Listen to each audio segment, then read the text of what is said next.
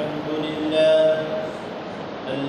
لله نحمده ونستعينه ونستغفره ونؤمن به ونتوكل عليه ونعوذ بالله من شرور أنفسنا ومن سيئات أعمالنا من يهده الله فلا مضل له ومن يضلله فلا هادي له ونشهد أن لا إله إلا الله وحده لا شريك له ولا نظير له ولا وزير له ولا مشير له ولا معين له وصل على النبي وخاتم النبيين فقد قال الله تبارك وتعالى في كلامه المجيد والفرقان الحميد أعوذ بالله من الشيطان الرجيم بسم الله الرحمن الرحيم بل تؤثرون الحياة الدنيا والآخرة خير وأبقى صدق الله مولانا العظيم وصدق رسوله النبي الأمي الكريم ونحن على ذلك لمن الشاهدين والشاكرين والحمد لله رب العالمين.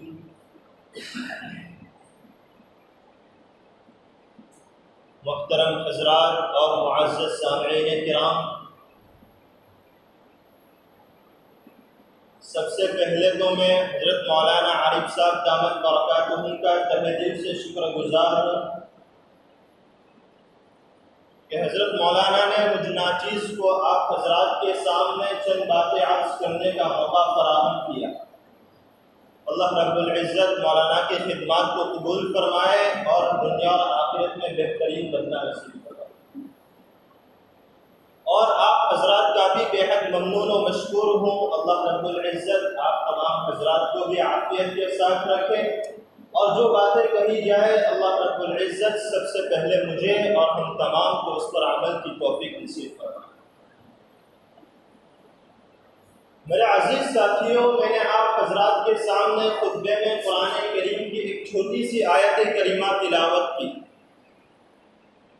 اور قرآن کریم کا یہ اعجاز ہے کہ قرآن کریم کی چھوٹی سے چھوٹی آیت اگرچہ الفاظ کے اعتبار سے مختصر ہو، اس کے الفاظ کم ہو، لیکن اگر اس کے معانی کو دیکھا جائے، اس کے مفہوم کو دیکھا جائے، اس کی گہرائی میں جایا جائے، تو میرے عزیز ساتھیوں، قرآن کریم کی ایک چھوٹی سے چھوٹی آیت بھی انسان کی زندگی کا دستور بن جاتی ہے۔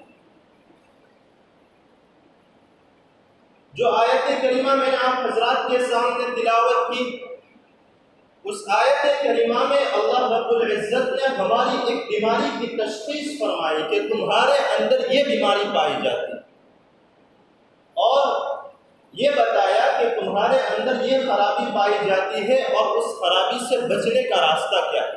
اللہ رب العزت نے اس مختصر آیت کے اندر، چھوٹی آیت کے اندر یہ بھی بتا دیا کہ اس کی خرابی کیا ہے اور اس سے بچنے کا راستہ بھی کیا ہے۔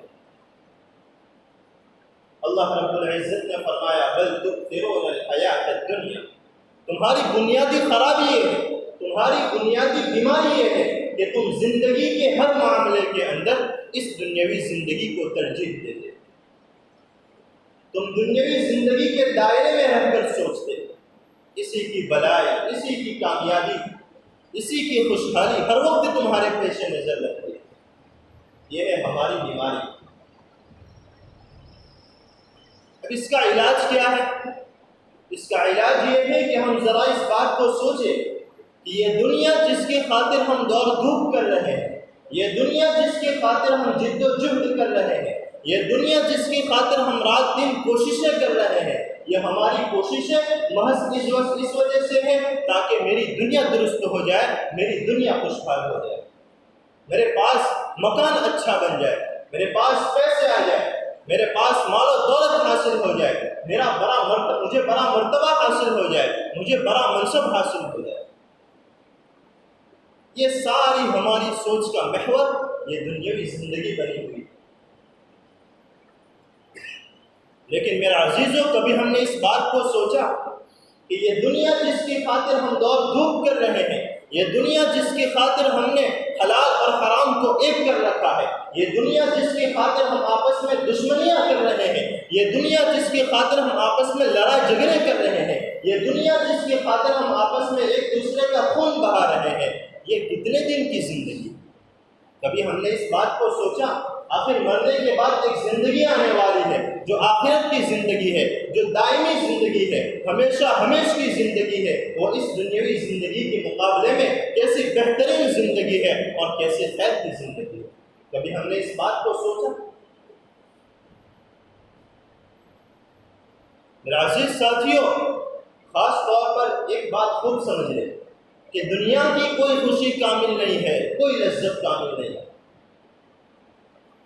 اور خوشی کے ساتھ کوئی نہ کوئی غم کا کانٹا لگا ہوا ہوتا ہے، کسی فکر کا، کسی صدمے کا، کسی تشویش کا کانٹا لگا ہوا ہوتا ہے۔ انسان کے سامنے مزیدار کھانا موجود ہے، انسان کو بھوک لگی ہوئی ہے، اس کھانے کے اندر لذت بھی ہے، لیکن اگر اس انسان کے دماغ پر کوئی فکر سوار ہو تو وہ سارا کھانا بیکار ہے، اس کی لذت کسی کام کی نہیں۔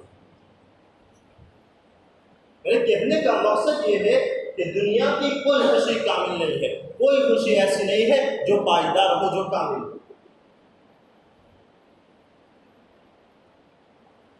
بعض لوگ یہ سمجھتے ہیں کہ میں مال و دولت حاصل کر لوں گا تو مجھے بڑا اطمینان حاصل ہو جائے گا، مجھے سکون مل جائے گا۔ لیکن میرا عزیزوں، ان بڑے بڑے سرمایہ داروں کو دیکھیے، ان مالداروں کی اندرونی زندگی کا جائزہ لیجیے، بڑی بڑی میلوں کے مالکوں کی اندرونی زندگی کو جانچ کر دیکھیے، آپ کو بظاہر یہ دکھائی دے گا کہ یہ بڑی بڑی میلیں کھڑی ہیں، عالیشان کاریں ہیں، شاندار بنگلے ہیں، حشم و قدم ہے، نوکر چاکر ہے، راحت و آرام کے سارے اسباب میسر ہے۔ لیکن میرے پیاروں، ان مالداروں سے جا کر پوچھئے، ان سرمایہ داروں سے جا کر پوچھئے کہ تمہیں رات کے وقت نیند آتی ہے؟ رات کو سونے کے لیے گولیاں کھانی پڑتی ہے، ڈاکٹروں کے پاس جا کر گولیاں لے کر کھا کر نیند لاتے ہیں۔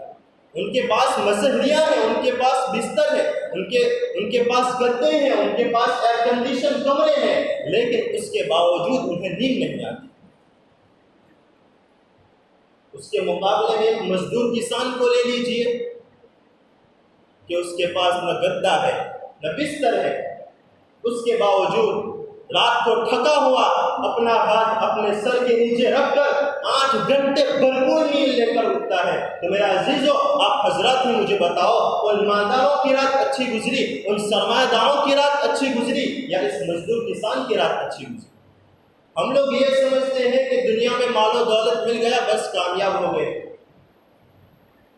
تو اللہ رب العزت نے دنیا کا یہ نظام بنایا ہوا ہے کہ ہر خوشی کے ساتھ کوئی نہ کوئی غم لگا ہوا ہوتا ہے، اور ہر غم کے ساتھ کوئی نہ کوئی خوشی لگی ہوئی ہو۔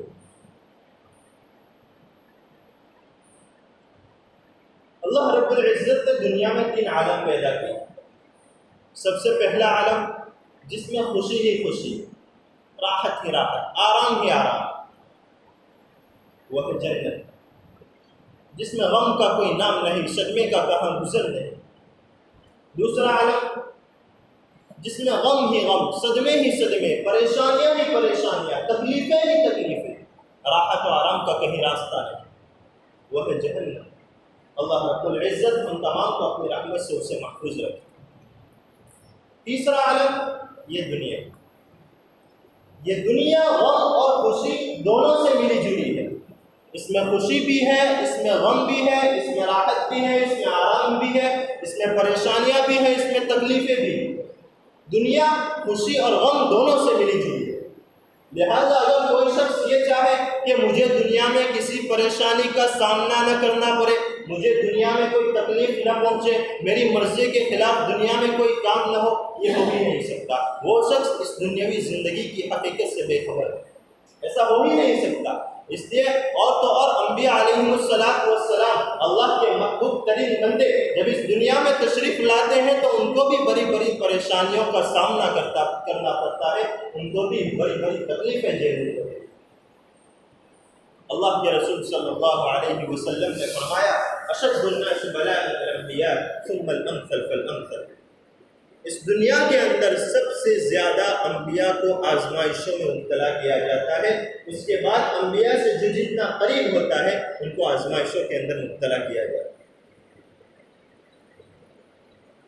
اگر اللہ رب العزت کو کسی کو خوشی ہی دینی ہوتی، کسی کو راحت اور آرام ہی دینا ہوتا تو سب سے زیادہ حقدار انبیاء علیہ السلام تھے، لیکن اس کے باوجود جب وہ دنیا میں تشریف لاتے ہیں تو ان کو بھی بڑی بڑی تکلیفیں جھیلنی پڑتی ہیں، ان کو بھی بڑی بڑی پریشانیوں کا سامنا کرنا پڑتا ہے۔ تو میرا عزیزوں میں عرض یہ کر رہا تھا کہ دنیا کی کوئی خوشی کامل نہیں ہے، کوئی لذت کامل نہیں ہے۔ اگر آپ کو خوشی حاصل ہو بھی جائے تو کیا معلوم ایک منٹ کے بعد ختم ہو جائے، ہو سکتا ہے ایک دن کے بعد ختم ہو جائے، ہو سکتا ہے ایک سال کے بعد ختم ہو جائے، لیکن کوئی خوشی ایسی نہیں ہے، کوئی لذت ایسی نہیں ہے جو پائیدار ہو، ہمیشہ رہنے والی۔ اس کے مقابلے کے اندر آخرت کی زندگی کو لے لیجیے، والآخرۃ خیر وابقیٰ، آخرت کی زندگی بہترین زندگی ہے، آخرت کی زندگی کامل زندگی ہے، اس کی خوشی بھی کامل، اس کی لذت بھی کامل، اس کا آرام بھی کامل، اس کی ساری نعمتیں کامل۔ آخرت کے اندر جو نعمتیں مل گئی ہمیشہ کے لیے مل گئی۔ حدیث کا مضمون ہے کہ یہاں دنیا میں ایک آدمی کو ایک قسم کا کھانا اچھا معلوم ہوتا ہے، اس کا دل چاہ رہا ہے کہ وہ اس کھانے کو کھائے، اس کا دل اس کھانے کی طرف لپک رہا ہے۔ اب وہ ایک پلیٹ کھائے گا، دو پلیٹ کھائے گا، ایک روٹی کھائے گا یا دو روٹی کھائے گا، اس کے بعد ایک مرحلہ آئے گا کہ اس کے پیٹ کی حد ختم ہو جائے، اس کے بعد اگر وہ اس کھانے کو کھانا بھی چاہے گا لیکن وہ نہیں کھا سکے گا۔ کچھ لمحے پہلے جس کھانے کی طرف اس کا دل لپک رہا تھا وہی کھانا پیٹ کے حد کے ختم ہو جانے کے بعد اسی کھانے سے اس کو نفرت سے ہو جائے گی۔ اگر کوئی شخص اس کو یہ کہے گا کہ یہ کھانا تو کھا لے، میں تجھے اتنا انعام دوں گا، تب بھی وہ کھانا نہیں کھائے گا، اس لیے کہ پیٹ کی حد ختم ہو گئی، اب کوئی گنجائش نہیں۔ لیکن آخرت میں یہ مرحلہ ہے، جنت کے اندر، آخرت کے اندر جو غذا دی جائے گی، جو کھانا دیا جائے گا، اس کے اندر یہ مرحلہ نہیں ہے کہ صاحب پیٹ بھر گیا، اب کھانا تو چاہ رہا ہوں لیکن نہیں کھا پا رہا۔ جتنا کھانا ہو کھاؤ، جتنا پینا ہو پیو، جو کھانا ہو کھاؤ، جو پینا ہو پیو، ہر چیز دائمی۔ اسی وجہ سے اللہ تبارک و تعالیٰ نے فرمایا کہ آخرت بہتر بھی ہے اور پائیدار بھی ہے، اور دنیا بہتر بھی نہیں ہے اور پائیدار بھی نہیں، ہمیشہ رہنے والی نہیں۔ لیکن اس کے باوجود ہمارا اور تمہارا حال یہ ہے کہ ہم اس دنیاوی زندگی کے اندر ایسے مشغول ہو چکے ہیں، ہم ان مال و دولت کے اندر ایسے ملوث ہو چکے ہیں کہ ہم آخرت کی فکر، ہمارے دلوں میں آخرت کی فکر ختم ہو گئی، ہمارے اوپر، ہمارے دلوں پر دنیا غالب آ گئی، ہم آخرت کو بھلا دیتے ہیں، ہمارے پاس آخرت کے لیے کوئی تیار نہیں۔ عزیز ساتھیوں، کسی کو کوئی بات کہنے کی ضرورت نہیں ہے، آپ خود اپنے گریبان میں جا کر اندازہ لگا لیں کہ صبح اٹھنے سے لے کر رات کو بستر پر جانے تک درمیان کے جو اوقات ہیں، ان اوقات کے اندر ہمارے دماغ کے اندر، ہمارے ذہنوں کے اندر کیسے کیسے خیالات آتے ہیں۔ تجارت کے خیالات آتے ہیں، کاشتکاری کے خیالات آتے ہیں، زراعت کے خیالات آتے ہیں، محنت مزدوری کے خیالات آتے ہیں، کاروبار کے خیالات آتے ہیں، اور نہ جانے دنیا کے کیسے کیسے خیالات آتے ہیں۔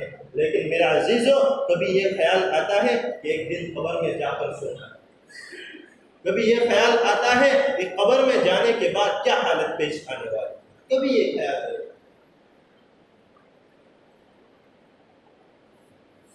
آپ حضرات کو ایک واقعہ سناتا ہوں، اس واقعے کے اندر ہمارے لیے بہترین سبق ہے۔ اللہ رب العزت وہ سبق میں اپنی زندگی میں لانے کی توفیق نصیب فرمائے۔ ایک بزرگ گزرے جسے بہلول کہا جاتا ہے، بہلول مجذوب رحمۃ اللہ علیہ بڑی حکیمانہ باتیں کیا کرتے تھے، اس وجہ سے ان کو بہل الحکیم بھی لوگ کہتے تھے۔ ہارون رشید کے زمانے میں تھے اور ہارون رشید سے ان کا بے تکلفانہ تعلق تھا۔ ہارون رشید ان سے مذاق بھی کیا کرتے تھے، اور ہارون رشید نے اپنے درباریوں میں اعلان کر دیا تھا کہ بہلول مجذوب رحمۃ اللہ علیہ جب بھی میری ملاقات کرنا چاہے، مجھ سے ملنا چاہے تو ان کو آنے دیا جائے، ان کے راستے میں کوئی نہ۔ اب ہوا یوں کہ ایک مرتبہ بہلول مجذوب رحمۃ اللہ علیہ ہارون رشید کے پاس حاضر ہوئے، ایسے ہی تشریف لے گئے۔ اب ہارون رشید ایسے بھی ان کے ساتھ مذاق کیا کرتے تھے، تو ایک چھری ان کے ہاتھ میں تھی۔ کہا کہ میاں بہلول، یہ چھری میں آپ کو امانت کے طور پر دیتا ہوں، آپ کو اپنے سے زیادہ بیوقوف کوئی اس دنیا میں نظر آئے تو یہ چھری میری طرف سے ہدیے کے طور پر اس شخص کو دے دیں۔ ہارون رشید کا اشارہ اس طرف تھا کہ بہلول مجذوب سے زیادہ اس دنیا میں کوئی بیوقوف ہے ہی نہیں۔ اب بہلول مجذوب رحمۃ اللہ علیہ نے وہ چھری اپنے پاس رکھ لی، بات آئی گئی ہو گئی، مہینے گزر گئے، سال گزر گئے، اتفاقاً ہوا یوں کہ ہارون رشید سخت بیمار پڑ گئے، ایسے بیمار پڑ گئے کہ بستر سے جا ملے۔ اب نہ کہیں آنا نہ کہیں جانا، ڈاکٹروں نے کہیں آنے جانے سے روک دیا۔ بہلول مجذوب رحمۃ اللہ علیہ کو جب اس بات کی خبر پہنچی کہ بادشاہ سلامت بیمار ہے تو ان کی عیادت کے لیے تشریف لے گئے۔ کہا امیر المؤمنین کیا حال ہے؟ کہا میاں بہلول کیا حال بتاؤں، بڑا لمبا سفر درپیش ہے۔ تو کہا کہاں کا سفر درپیش ہے؟ تو کہا آخرت کا سفر درپیش ہے۔ تو بہلول مجذوب رحمۃ اللہ علیہ نے کہا اچھا آخرت کا سفر درپیش ہے، تو آپ نے آگے لشکر بھیجا، آپ نے آگے اپنے باڈی گارڈ بھیجے تاکہ وہ آپ کے لیے راستے ہموار کرے، خیمے تیار کرے۔ پہلے زمانے کے اندر جب بادشاہ کو کہیں سفر کرنا ہوتا تھا تو اپنے لشکر کے ایک حصے کو آگے بھیج دیا کرتے تھے تاکہ وہ بادشاہ کے لیے راستے ہموار کرے، خیمے تیار کرے، تاکہ راستے میں کہیں بادشاہ کو آرام کا تقاضا ہو تو وہاں آرام کے لیے ان کو روکا جائے۔ اس وجہ سے پہلے زمانے میں ایسے کیا کرتے تھے۔ تو بہلول مجذوب رحمۃ اللہ علیہ نے ان سے پوچھ لیا کہ آپ نے اپنا لشکر آگے بھیجا؟ تو کہا ارے بہلول کیسے عجیب بات کرتے ہو، وہاں کوئی لشکر تھوڑی بھیجا جاتا ہے، وہاں کوئی باڈی گارڈ تھوڑی ساتھ آتے ہیں، وہاں تو اکیلے جانا پڑتا ہے۔ تو بہلول مجذوب نے کہا اچھا جناب اکیلے جانا پڑتا ہے، تو جناب واپسی کب ہے، واپس کب آئیں گے؟ تو بادشاہ نے کہا کہ پھر ایسے بات کرنا شروع کر دی، ارے وہ آخرت کا سفر ہے، وہاں جانے کے بعد کوئی واپس تھوڑی نہ آتا ہے، وہ سفر آخرت ہے۔ تو اچھا آخرت کا سفر ہے، اتنا لمبا سفر اور اتنا بڑا سفر، اور ایسا سفر کہ وہاں جانے کے بعد واپس بھی نہیں آنا اور آگے سے اپنا لشکر بھی نہیں بھیج سکتے۔ تو ہارون رشید نے کہا ہاں ایسا ہی سفر ہے۔ تو بہلول مجذوب رحمۃ اللہ علیہ نے کہا کہ بادشاہ سلامت آپ کی ایک امانت کئی سالوں سے میرے پاس ہے، اور آپ نے یہ کہہ کر مجھے یہ امانت دی تھی کہ آپ کو اپنے سے زیادہ بیوقوف کوئی اس دنیا میں کوئی نظر آئے تو میری طرف سے ہدیے کے طور پر یہ دے دیں۔ امیر المؤمنین آج آپ سے زیادہ مستحق اس امانت کا میں کسی کو نہیں پا رہا، آپ ہی سب سے زیادہ اس امانت کے مستحق ہے۔ کیوں؟ اس وجہ سے کہ آپ جب بھی دنیا میں سفر کرتے تھے، چاہے چھوٹے سے چھوٹا سفر کیوں نہ ہو، آپ اپنے لشکر کو آگے بھیج دیتے تاکہ وہ آپ کے لیے قیام گاہ تیار کرتے، راستے ہموار کرتے۔ آپ سفر کرنے سے پہلے کئی دنوں پہلے اس کی تیاریاں شروع کر دیتے، اور آج آپ اتنا لمبا سفر کر رہے ہیں اور ایسا سفر کر رہے ہیں کہ وہاں جانے کے بعد واپس بھی نہیں آنا، اس کے باوجود آپ نے اس کے لیے کوئی تیاری نہیں کی۔ آپ سے زیادہ بیوقوف کوئی اس دنیا میں ہے ہی نہیں۔ آپ کی امانت آپ کے مبارک۔ حضرت بہلول رحمۃ اللہ علیہ کا یہ کہنا تھا کہ ہارون رشید کی آنکھوں سے آنسو جاری ہو گئے۔ فرمایا بہلول ہم تو تجھ کو دیوانہ سمجھتے تھے، لیکن تجھ سے بڑا حکیم کوئی نہیں۔ عزیز ساتھیوں، کہنے کا مقصد یہ ہے کہ ہمیں ہماری اپنی دنیاوی زندگی کے اندر اگر کوئی خلاف معمول سفر درپیش آ جاتا ہے تو ہم پہلے ہی سے تیاریاں شروع کر دیتے ہیں، پہلے ہی سے تذکرے کرنا شروع کر دیتے ہیں، پہلے ہی سے منصوبے بنانا شروع کر دیتے ہیں۔ مثال کے طور پر مجھے یہاں سے بمبئی جانا ہے تو میں مہینوں پہلے اس کی تیاریاں شروع کر دوں گا کہ مجھے یہاں سے کس میں جانا ہے، ریزرویشن کرواؤں گا، ٹکٹ بنواؤں گا، وہاں جا کر مجھے کیا کرنا ہے، کس سے ملنا ہے، کتنے دن رہنا ہے۔ اگرچہ مجھے وہاں ایک ہی دن رہنا ہے، اس کے باوجود میں اپنی تیاریاں مہینوں پہلے شروع کر دوں۔ لیکن جب آخرت کا سفر درپیش ہوتا ہے اور وہ ایسا سفر ہے کہ کسی کو معلوم نہیں کہ کب موت آ جائے، موت کا کوئی وقت متعین نہیں، کل نفس ذائقۃ الموت، ہر شخص کو موت کا مزہ چکھنا ہے، کسی کو معلوم نہیں۔ اس کے باوجود ہمارا اور تمہارا حال یہ ہے کہ ہم اس دنیاوی زندگی کے اندر لگے ہوئے ہیں اور ہمیں آخرت کی کوئی فکر نہیں، ہمارے پاس آخرت کے لیے کوئی تیاری نہیں۔ ہم اپنے ہاتھوں سے اپنے پیاروں کے جنازے کو اپنے کندھوں پر اٹھاتے ہیں، ہم اپنے ہاتھوں سے اپنے پیاروں کو قبر میں اتارتے ہیں، ہم اپنے ہاتھوں سے ان کی قبروں پر مٹی ڈالتے ہیں۔ اس کے باوجود ہم یہ سوچتے ہیں کہ یہ واقعہ تو ان کے ساتھ پیش آیا، اس واقعے سے ہمارا کیا تعلق، ہم یہ سوچتے ہیں۔ اللہ کے رسول صلی اللہ علیہ وسلم نے فرمایا کہ لذتوں کو ختم کرنے والی چیز موت کو کثرت سے یاد کیا ہے۔ اب اور ہم اور آپ اپنا ہی جائزہ لیجیے کہ ہم 24 گھنٹے کے اندر کتنی دیر موت کو یاد کرنے میں صرف کریں، خود اپنا جائزہ لے لیں۔ بہرحال اللہ تبارک و تعالیٰ نے اس آیت کریمہ کے اندر ہماری بیماری کو بھی بیان کر دیا۔ ہماری بیماری یہ ہے کہ ہم آخرت سے بالکل غافل ہیں، آخرت کی ہمیں کوئی فکر نہیں۔ یہ سارے جرائم، یہ سارے بدامنیاں، یہ سارے لڑائی جھگڑے اسی بنیاد پر ہیں کہ ہمارا دماغ اس دنیاوی زندگی کے پیچھے لگا ہوا ہے، ہمارا دماغ اس دنیاوی زندگی کے ارد گرد چکر لگا رہا ہے۔ اس کا مال لوٹ لیا، اس کا مال ہڑپ کر لیا، اس کا حق ضائع کر دیا، اس کا خون بہایا۔ کیوں؟ اس وجہ سے تاکہ میری دنیا درست ہو جائے۔ لیکن ہم یہ نہیں سوچتے کہ کل قیامت کے دن اللہ کے سامنے کھڑے ہو کر اپنی زندگی کا حساب دینا ہے۔ جس کا مال ہڑپ کیا ہے، کل قیامت کے دن حقوق العباد میں اپنے حق کا مطالبہ کرے گا کہ میرا حق مجھے دیا جائے۔ اس وقت میرے پاس دینے کے لیے کچھ نہیں ہوگا سوائے ٹوٹی پھوٹی نیکیاں۔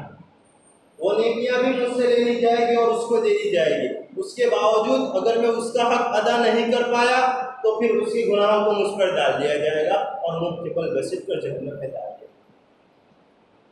ہم یہ نہیں سوچتے۔ اس لیے میرا عزیز ساتھیوں، میرے کہنے کا مقصد یہ ہے کہ آخرت کی فکر کرو۔ یہ دنیا تو ایسے تیسے گزر جائے گی، دنیا تو فقیر کی بھی گزر جاتی ہے اور مالدار کی بھی گزر جاتی ہے۔ بس فرق اتنا ہے کہ مالدار اپنے شاندار محلوں کے اندر، شاندار بنگلوں کے اندر اپنی زندگی کو گزارتا ہے اور فقیر فٹ پاتھ پر یا کسی جھونپڑی کے اندر اپنی زندگی کو گزار دیتا ہے۔ اصل زندگی آخرت کی زندگی ہے، اگر اس میں کامیاب ہو گئے تو کامیابی ہے۔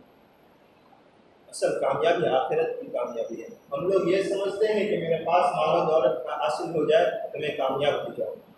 اس لیے میرا عزیزوں، آخرت کی فکر کرے۔ بس آخر میں اللہ رب العزت سے دعا کرتا ہوں، اللہ رب العزت ہمارے دلوں میں فکر آخرت کو غالب فرمائے اور دنیا طلبی جس کے اندر ہم مبتلا ہے، اللہ رب العزت ہم تمام کو اس سے محفوظ رکھے اور ہماری دنیا کو بھی درست فرمائے اور آخرت کو بھی درست فرمائے۔ آمین۔ وآخر دعوانا الحمد للہ رب العالمین۔